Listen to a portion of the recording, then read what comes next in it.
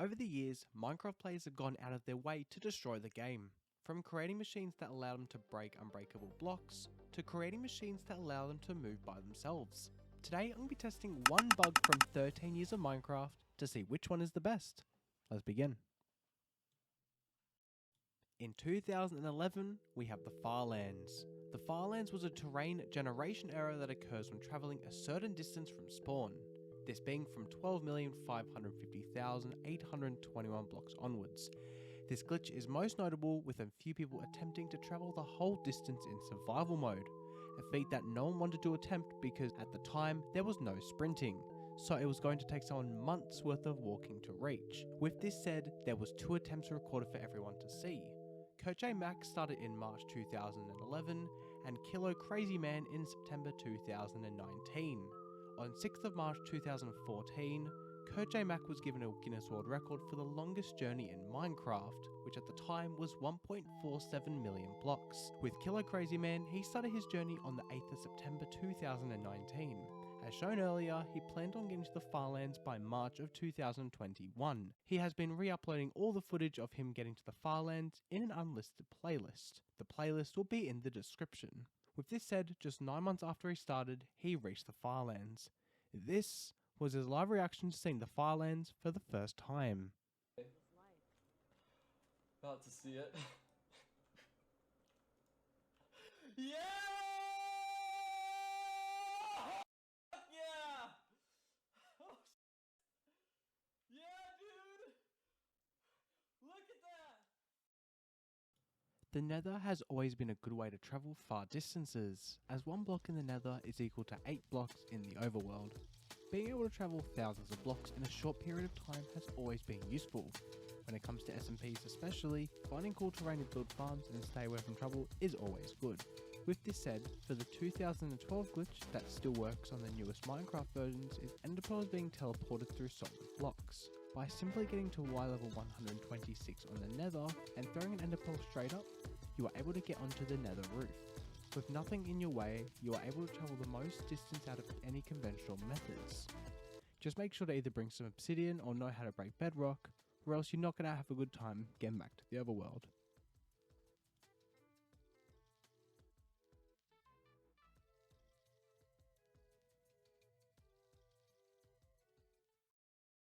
When playing anything related to Minecraft, going into different perspectives can make the difference between winning or losing, or in this case, abusing. The glitch I am mentioning for 2013 is the view bobbing bug. When combining third-person perspective, view bobbing enabled, and high FOV, if you sprint, you are able to see blocks around you for a short period of time. This can be used to find caves, players, or even bases. While this glitch is very easy to replicate, there is a possibility that you may get banned from the Minecraft server you are playing on, as digging straight towards diamonds with this glitch could be mistaken with X-ray, so use this at your own risk. We have all been there. Whether you're in a hardcore world or you are far away from your base, at one point you have been close to dying. The glitch from 2014 will prevent that. Starting in 1.7, a glitch was discovered where if you leave the world you are playing, join back, for the first few seconds you are invincible to damage. In this scenario, if you are close to dying from fall damage, leaving your world and joining back will prevent you from taking fall damage, but it will not stop mobs being aggro on you. I learned that the hard way. Either way, this is nothing fancy, just a glitch that defeats the purpose of totems and shields. Good one, Minecraft. Hey, before we continue, subscribe. I'm trying to hit 10 billion subscribers before the end of the year, so you should do it. It's a big cool red button that turns grey. Anyways, with that said, let's continue. There's one big genre of glitches that I haven't covered yet. You have most likely seen at least one way to duplicate. While there are methods that are discovered before 2015, the one that I want to show you blew my mind when I first discovered it. Just like most of the glitches today, it is very easy to replicate, if you are in the correct Minecraft version. The way this dupe works, all you need to do is to drop an item on the ground below you, and wait until you see the frame of which the block is getting picked up. From there, you want to exit your world and join back, and you'll see when you join back that you have 2 items in your inventory. Most people know the 1.9 update as the most controversial update Minecraft has ever had. Before 1.9, when it came to attacking anything in the game, whether it was another player or an entity, the best way to kill the mob the quickest was to click as fast as you can. With this update, they not only made it so waiting before hitting would mean more damage, but also added shields, the first method in Minecraft's history to block hits from other players. So, what is the best solution? Find a glitch that allows you to block without holding your shield out. To recreate the glitch, you need to be blocking an arrow with a shield, and once you see that the shield has lost durability, you need to quickly turn and right click a container. This includes dispensers, droppers, furnaces, pretty much anything which has an openable menu. When I recreated it, as you saw, I used a dispenser. When you click the container and leave the menu, the glitch is now in play. From here you will realize that you are able to swing your weapon while being able to block. The shield will still lose durability. I call this next section the 3 years of minecarts. The next 3 glitches you are going to see all evolve around minecarts. In the early days of Minecraft, you were able to move in a full rotation when in a boat. In 2017, they fixed that ability and the character is now only able to turn 90 degrees left and right. With this said, when turning in a boat, your direction changes depending on which way you're facing, just like it's supposed to. However, in a minecart, it doesn't do that.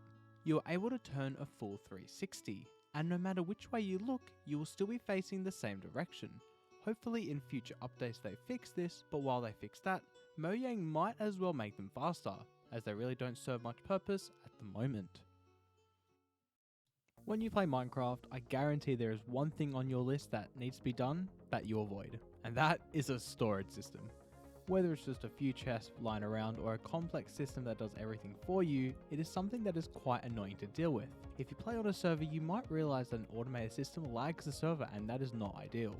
Instead, if you want item sorting with less space taken up, you can make this setup that is actually not supposed to exist in Minecraft. The system requires at least 8 minecarts with a chest. You can craft this with the minecart with a chest below it. Having multiple minecarts in the same chunk allows the system to run a bit slower, while also being more efficient with space and lag. As you can see, by the time the chest with a hopper is done sorting a stack of dirt, the setup with minecart chest is only halfway done.